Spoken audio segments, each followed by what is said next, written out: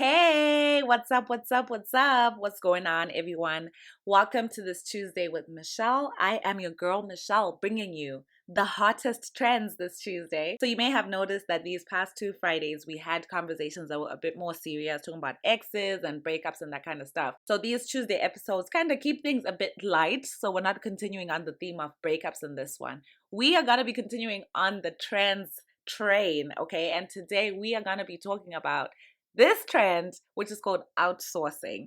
This is how it was defined in this article, right? So, what is it? It's when people get their friends to take control of their dating apps and profiles because they either think their friends are funnier and make better decisions or just because they're lazy. Okay, so that's the definition in this article. Okay, so let me paint a little bit of a picture here. So let's say I decide, hey, I want to go online dating. And I tell my friend, one of my good friends, hey girl, I'm ready. Okay, I'm ready to be on the market.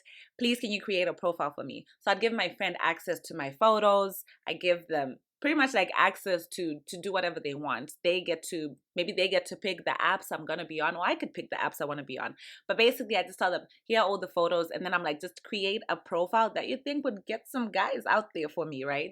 But then at the same time, you want to best represent me. So this friend goes on into my gallery, takes the best photos, puts the best captions and, responses to the little prompts if it's on Hinge or whatever. And then they set up what they think is the best profile for me.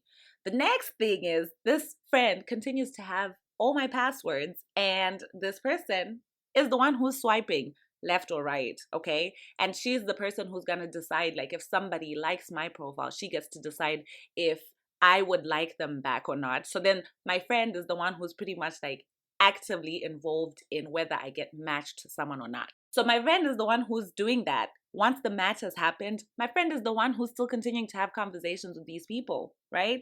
Up until the point when it's time to meet.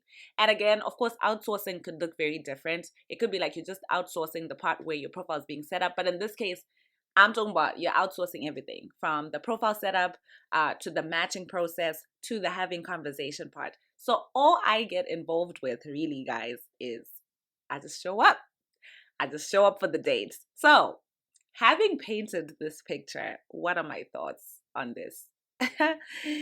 So first of all, I mean, and this is actually a good thing, I think of all my friends, there's probably like one friend where, for the most part, I'd say we have like an 87% hit rate, where if that girlfriend of mine finds somebody attractive, I also think like that person is attractive, right? But with most of my friends, like it's like a 2% hit rate. Like one of my friends can be like, oh, that guy's cute. I'm like, I don't think that guy is cute. And vice versa. I could be like, oh, I think this guy's cute. And they're like, no, this person's not cute. So anyway, assuming that I've given my profile to the person who has like, we have similar preferences, and who they would think is good looking is someone I would think is good looking, then that works, because hey, at least we know that on the attractive front, I'm not trying to like, be matched with people who I wouldn't be attracted to.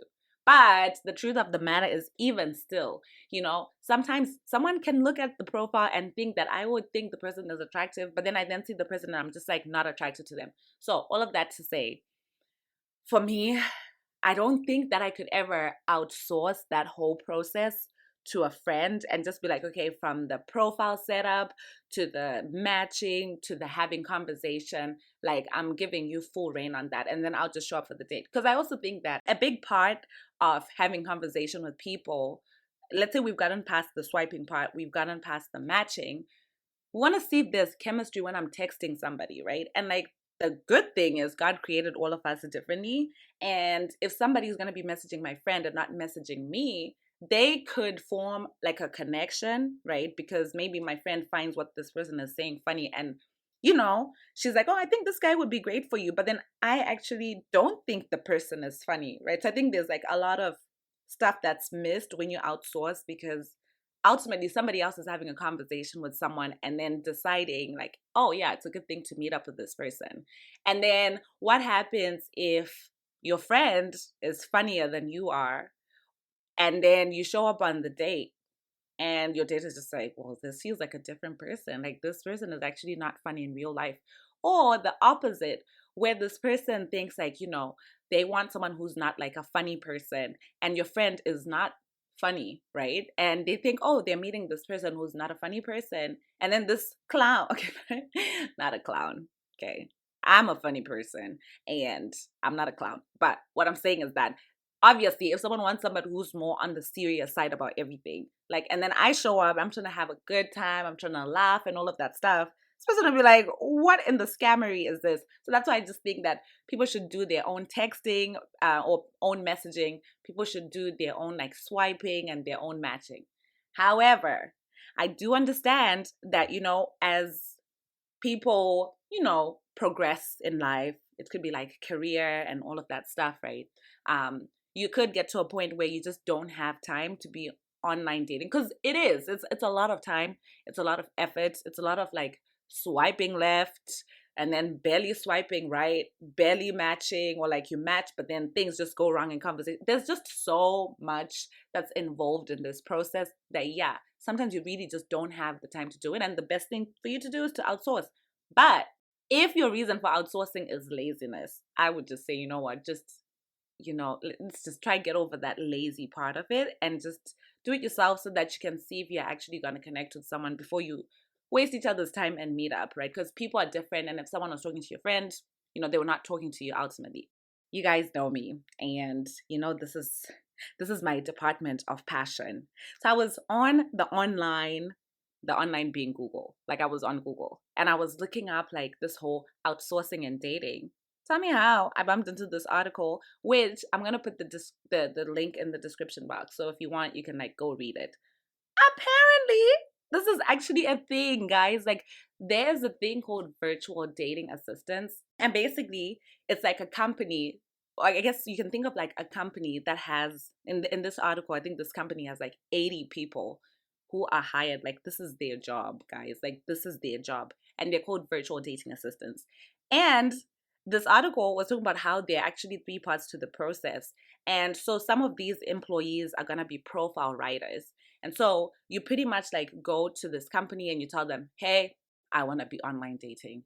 Set up the profile for me. So then the profile writers will set up the profile. And apparently, writers, so for anyone who's listening, who's a good writer, who's like, oh, what could I do as a side hustle? If this sparks your interest, who am I? Who am I to say how you get your money? You know what I mean? But anyway, apparently writers do very well with this, because then they set up the profile.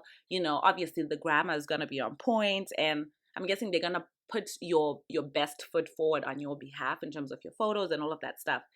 The second, I guess, part of the chain, if you think of it as like, a factory and we're creating a product, the next part of it is the matchmakers. And those are the people who are going to be swiping, doing the left and the right, trying to gauge based on what the person wants, or what the person is looking for, if somebody would be a good fit, right?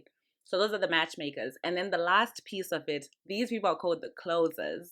And these are the people who are actually having conversations with people. Guys, I was shook. Oh my gosh, I was so shook. Like,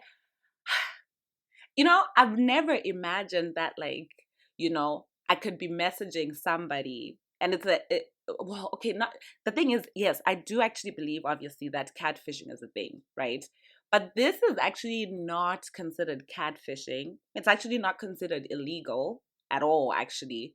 Unethical, maybe, but not illegal, right? But I never thought that I could actually be talking to a professional who's just representing somebody. And in this article, they were talking about how, like, they even like use fake GPS things, because you know how on some apps it will tell you that, oh, this person is 5 miles away. Meanwhile, this person could literally be like 250 miles away, or like 1,000 miles away, like the professional who's talking to you, even though the person who you're gonna go on a date with is, only 5 miles away. I thought that this was really crazy because, y'all, like, some of these closers are actually women. So like, there are women out there who are online dating, and they're like, oh wow, this guy's attractive and whatever, and you're having conversation with this guy, so you think, but sis, you are not having conversation with this guy.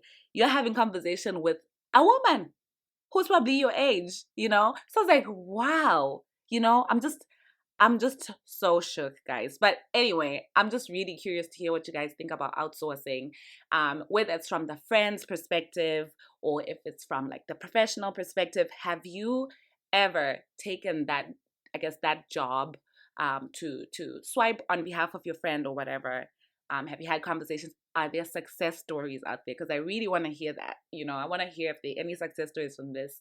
I mean, yeah. Or are you the outsourcer, right? Are you the one who's, creating business for other people? So I just, it blew my mind. It really did. And I'm at a loss of words, really. Like, who knew that there was a thing called a virtual dating assistant? I totally, totally understand for people who do it because, of time constraints and all of that stuff. But I also just really, really, really, above everything, believe that you should be your authentic self. And even if you think that you're not a funny person, or you think that, you know, guys, if you're a woman and you're looking for a man, and you think that, oh, guys, you might not find you attractive because, I don't know, maybe you just sound bland, or that's what you think. I just still think that you should be your authentic self. And that's the best way, because when you then go on a date, your virtual dating assistant or your friend is not going to be there. You know what I mean? So, yeah, just be yourself, and the best person will find you. There is somebody for you. I strongly believe it. And that person will find you. This was one of those passionate trends, I must say. But anyway, let me know again. Like I said, hit me up at Unpacking Love. And again, the link is in the description box. Peace.